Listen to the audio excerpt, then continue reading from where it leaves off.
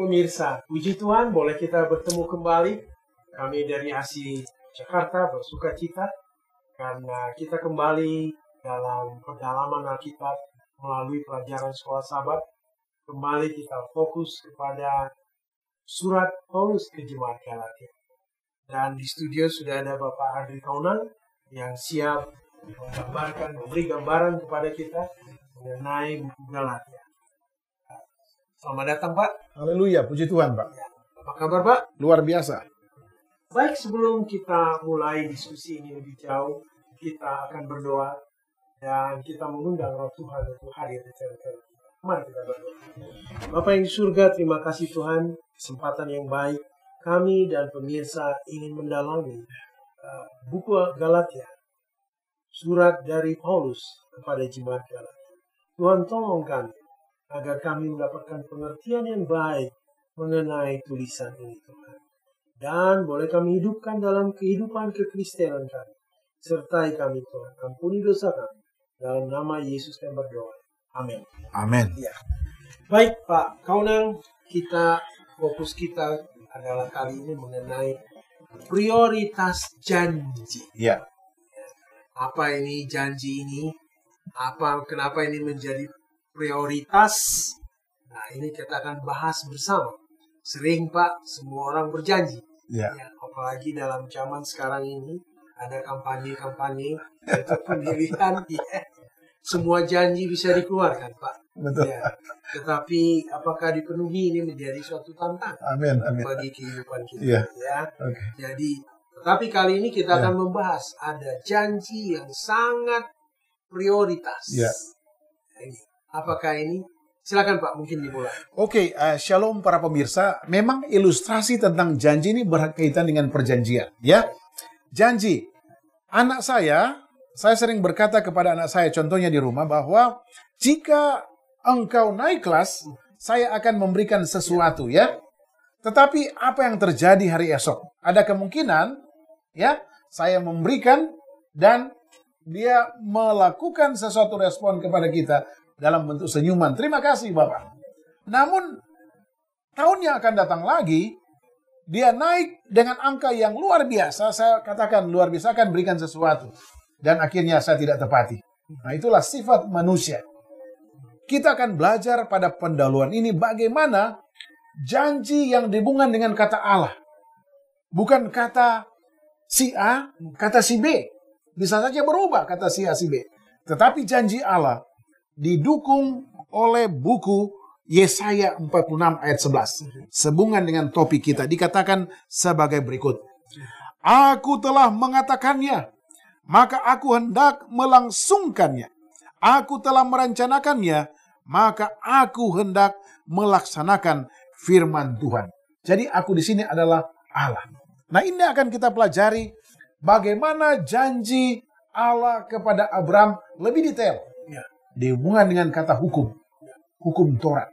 Hukum moral Allah yang tidak bisa diubah. Inilah dasar fondasi mengapa ada kata janji dan prioritas. Apa menariknya? Kami kembalikan kepada Pak Darius. Terima kasih Pak. Oke, Pak.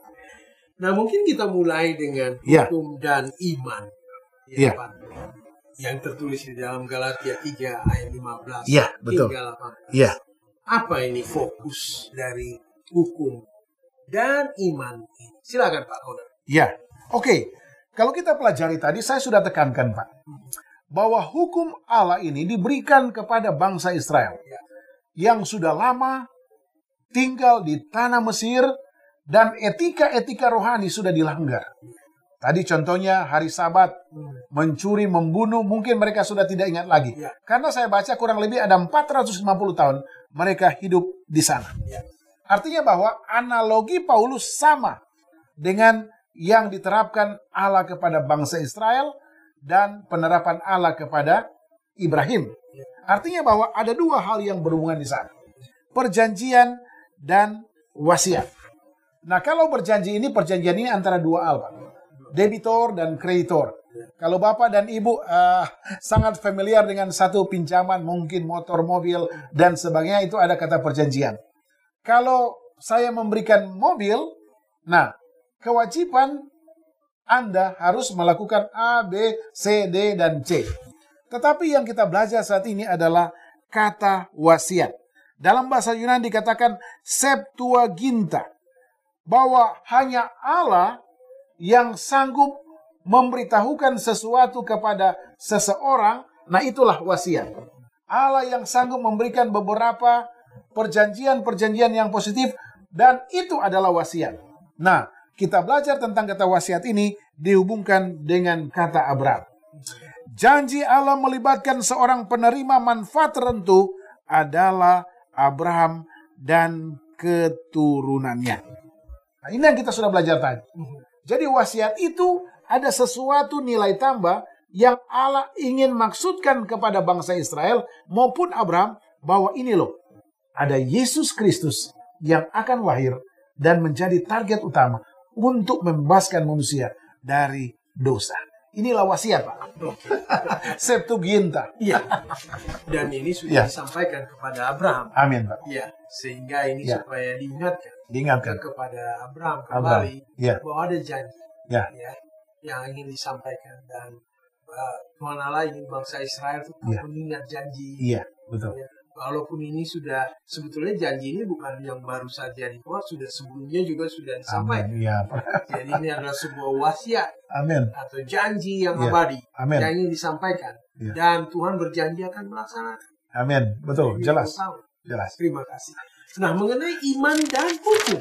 Nah, ini satu yang ada di Rom 3:31 dan juga ada di Roma 8 ayat 3 dan Rom 7 ayat 7 sampai 12. Silakan Pak, mungkin diterangkan lebih jelas lagi mengenai iman dan hukum. Jadi Pak begini, ada kata orang bahwa hukum itu tidak dapat menyelamatkan. Ya bukan itu Pak. Kalau kita pelajari bahwa hukum yang sederhana adalah, hukum itu adalah tabiat Allah. Tadi saya sudah katakan, hey, ada lampu merah, jangan terobos. Kalau kita terobos ya resiko. Namun ada seorang yang namanya Yesus Kristus mengulurkan satu tawaran, Anda bisa selamatkan. Tapi mari kita lihat definisinya di dalam buku SDI Bible Commentary, jilid 6, halaman 150. Dikatakan sebagai berikut. Iman sejati berdasarkan kasih yang sepenuh hati kepada Juru Selamat. Saya ulangi lagi. Iman sejati berdasarkan kasih yang sepenuhnya hati kepada Juru Selamat pasti akan menuntun kepada penurutan. Otomatis akan sama, dalam bahasa asli katakan katar gap. Apa hukum sama sekali tidak berguna? Apakah Tuhan meniadakan hukum? Tidak. Karena hukum itu adalah tabiat Allah. Jadi pada saat kita kasih, timbul iman. Pada saat kita kasih kepada Allah, timbul penurutan apa yang Allah katakan. Bukan Sia katakan. Nah, itu yang disebut dengan perbuatan. Perbuatan dan iman ini bekerja sama-sama karena apa? Ada janji yang Allah instruksikan. Bukan dari kita yang meminta janji itu. Ingat, jadi ada janji dari Allah sehingga kita respons. Saya ingin datang ke gereja pada hari Sabat ataupun penurutan lainnya karena apa? Saya memiliki janji. Nah, janji ini berhubungan dengan apa? Iman dan penurutan karena kita kasih kepada Allah. Ini Pak. Ya, jadi kembali bahwa ini adalah janji Allah. Janji Allah Pak. Bukan janji kita. Ya, covenant. Ya, jadi janji Allah. Ya. Dan kita percaya dengan janji. Ya.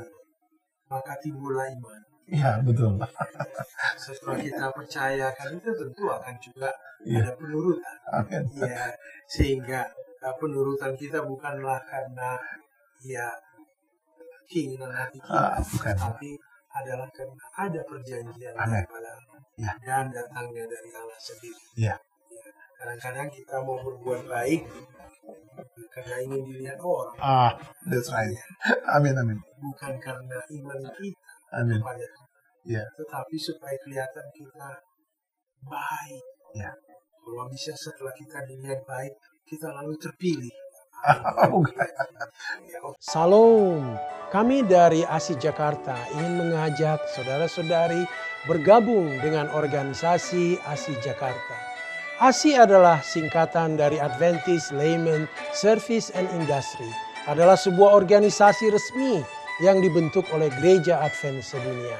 Sebagai sarana untuk kita orang awam, apakah profesi saudara sebagai pengusaha, pegawai, profesional, trainer, pengacara, accountant, dokter, maupun perawat, untuk bersama-sama mendukung dan ikut aktif dalam mengabarkan kabar baik di dunia usaha dimanapun profesi Anda masing-masing. Di ASI ini kita dapat juga berbagi pengalaman pada sesama, bagaimana pekabaran ini dapat sampai kepada orang lain, dan kita dapat juga membagikan kepada sesama dan komunitas kita perkembangan dunia usaha, pelatihan, kesempatan usaha, sehingga kemajuan dan peluang usaha dapat dibahas bersama untuk kemajuan anggota ASI. Mari bergabung dengan ASI Jakarta. Mari kita bersama membawa pekabaran baik ini di lingkungan profesi kita. Kunjungi website ASI Jakarta. Kami menunggu kehadiran saudara-saudari. Salam. Jadi kalau begitu Pak, mungkin Pak Kaunang, ini maksud daripada hukum Taurat itu apa sebenarnya? Ya. Nah, ini mungkin Oke. Saya ulangi lagi bahwa tulisan ini sudah jelas, Pak. Dikatakan bahwa dari hukum-hukum itu memang ada hukum upacara digenapi di kayu salib dan dengan demikian sudah berakhir. Nah, itu jelas ya tadi dalam 4 hukum. Namun yang benar di sini adalah hukum telah ada jauh sebelum Sinai. Jelas itu.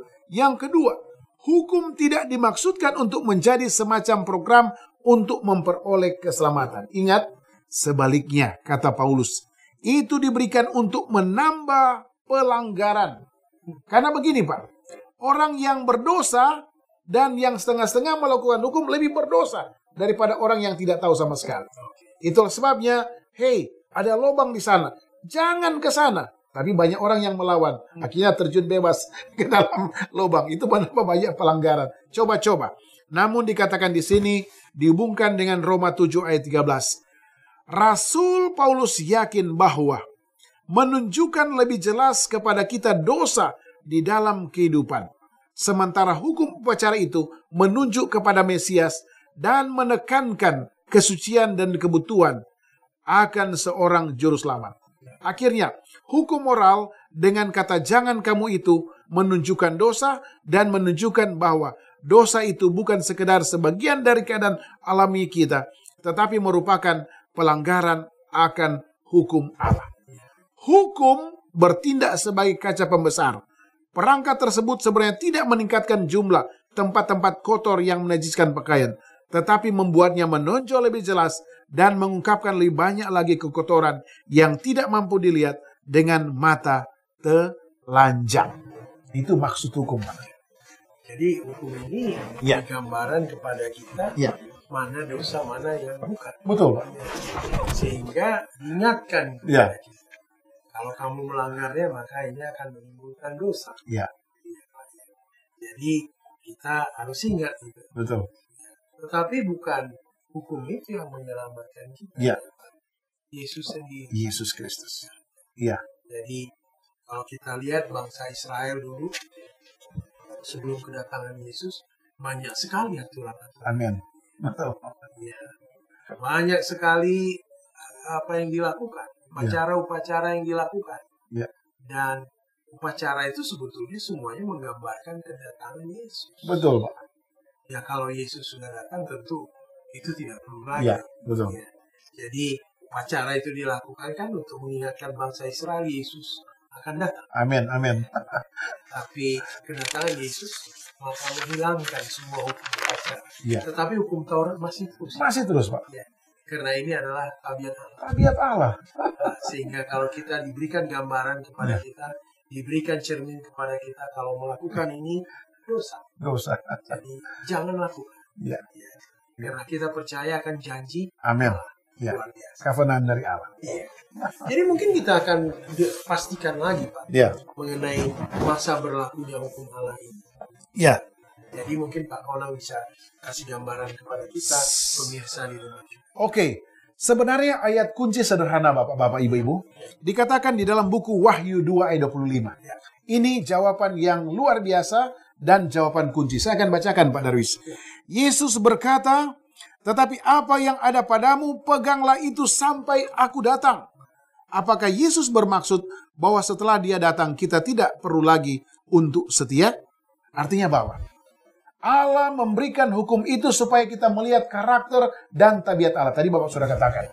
Yang berikut adalah Allah memberikan hukum adalah menunjuk kepada kesetiaan kita kepada Allah. Artinya, siapa Allah itu? Nah, hubungannya dengan apa? Penurutan. Siapa Allah itu? Hubungannya dengan iman. Siapa Allah itu? Adalah hubungannya dengan penciptaan. Nah, fungsi utama ada Allah, ada janji yang Allah berikan bagi kita melalui Yesus. Itulah sebabnya Yesus selalu mengulang-ulangi. Akulah jalan, kebenaran, dan hidup. Kebenaran hanya melalui Yesus, jalan hanya melalui Yesus, dan lain-lain hanya melalui Yesus, karena di balik Yesus ada Allah yang luar biasa. Allah memberikan prioritasnya janji, covenant kepada bangsa Israel dan umat-umat yang ada di Galati. Dan kita saat ini tidak ada lain selain selalu melihat kepada Allah dan Yesus serta janji-janji yang begitu luar biasa. Apakah hukum dibatalkan? Tidak. Karena hukum itu mencerminkan karakter Allah. Nah, hukum dan iman berhubungan, saya katakan tadi. Salah satu faktor yang utama adalah berfungsi dari Allah, dan iman itu adalah keyakinan kita kepada Yesus, karena Yesus yang sanggup mati di kayu salib seperti belajar tadi. Hukum itu salah? Tidak. Karena hukum itu mencerminkan Allah di dalam tabiat-tabiat yang ada di dalam 10 hukum itu. Jadi Pak, memang ada beberapa pendapat Ya. bahwa sebetulnya hukum Allah itu tidak berlaku lagi. Kan itu di perjanjian lama. Ya. Ya. Kan upacara sudah tidak berlaku lagi. Ya. Ya betul. Betul. Dalam hal upacara. Betul. Tetapi di sini disegaskan lagi, hukum Allah 10 hukum itu masih berlaku sampai Yesus. Betul. Dan, Amin. jadi kita tidak boleh roba-roba. Nggak boleh. Nggak boleh. Nggak boleh roba-roba sesuka kita. Amin. Sekena hati kita. Iya. Karena itu datang dari Allah sendiri. Dari Allah. Allah sendiri tidak merubahnya. Iya, betul. Jangan pula kita manusia merubah. Amin. Ya, banyak pendapat sekarang bahwa itu tidak berlaku lagi. Iya. Ya, padahal ini tegas dikatakan bahwa itu masih berlaku saat ini sampai kita melihat siapa Yesus datang. Amin. Karena dengan demikian kita melihat karakter Allah yang sebenarnya. Ya, betul. Yaitu Yesus. Luar biasa. Luar biasa. Nah, mungkin kita juga perlu gambarkan kepada pemirsa mengenai keunggulan janji itu. Janji yang diberikan oleh Allah kepada kita. Mungkin kita perlu supaya ini menjadi memberikan pengharapan yang lebih tinggi lagi kepada kita. Silakan Pak. Oke, kalau kita belajar tentang janji Allah, intinya adalah di atas segala-galanya adalah Allah. Pada saat bangsa Israel memperoleh hukum itu dihadiri oleh sekian banyak malaikat yang ada di Bukit Sinai. Dan melalui Musa, maka hukum itu diberikan kepada bangsa Israel. Jadi hukum itu adalah janji Allah. Sama aja saya. Dalam pelajaran kita saat ini tentang Rasul Paulus kepada bangsa atau orang-orang Yahudi maupun Galati adalah satu hal. Janji akan adanya Yesus Kristus.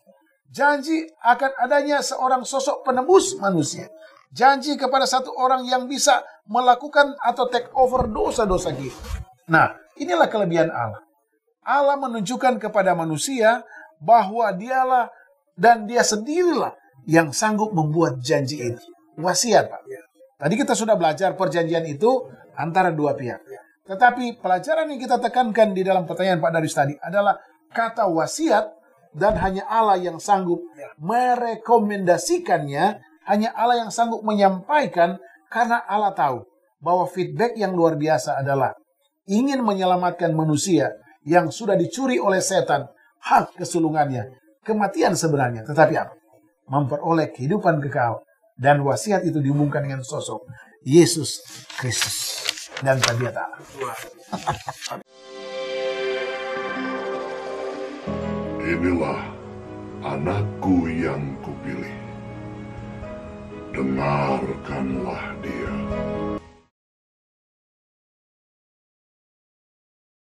Salam pemirsa.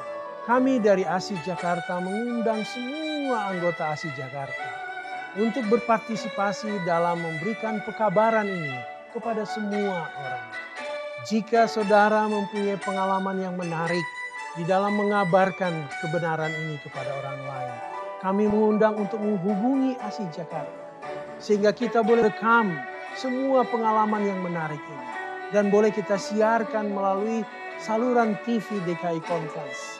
Dengan demikian maka kesaksian itu boleh didengar dan dilihat orang lain.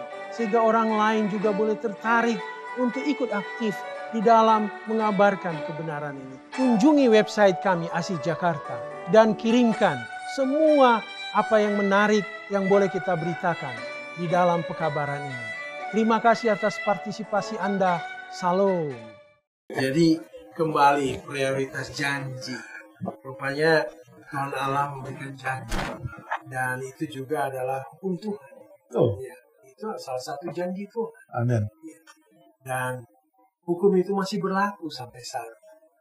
Dan janjinya juga untuk datang menebus kita dari dosa. Ya. Dan janjinya juga untuk datang kembali. Ya. Membawa kita Ya. kepada tempat yang Tuhan sediakan. Amin. Dan ini semua masih berlaku, Pak. Amin. Tidak ada yang merubahnya. Betul. Dan tidak boleh manusia merubahnya. Ya. Ini adalah janji yang diberikan kepada kita. Warisan. Amin. Kita ahli warisnya. Ya, betul. Dan biasanya kita tidak boleh merubah-rubah ahli Ya, waris. betul. Karena ini wasiat. Hak cipta. Hak cipta. Wasiat itu Amin, amin. dirubah. Ya. Dan kita berharap bahwa janji itu akan kita pegang teguh. Ya. Sampai Yesus datang Ya. kedua kali. Ya, Luar setuju. biasa. Amin. Demikian pemirsa pendalaman Alkitab kita kali ini. Kami berharap bahwa pemirsa mendapatkan makna, mendapatkan arti dari pendalaman ini. Sehingga kita boleh bersama-sama lebih dekat lagi kepada kehidupan yang Tuhan inginkan dari kehidupan kita. Sebelum kami tutup acara ini, kita akan berdoa yang dipimpin oleh Bapak Roto. Silakan. Kita satu di dalam doa, ya Allah Bapa kami yang ada di dalam kerajaan surga, pelajaran yang sangat tinggi Tuhan, yang tidak dapat dipahami oleh manusia.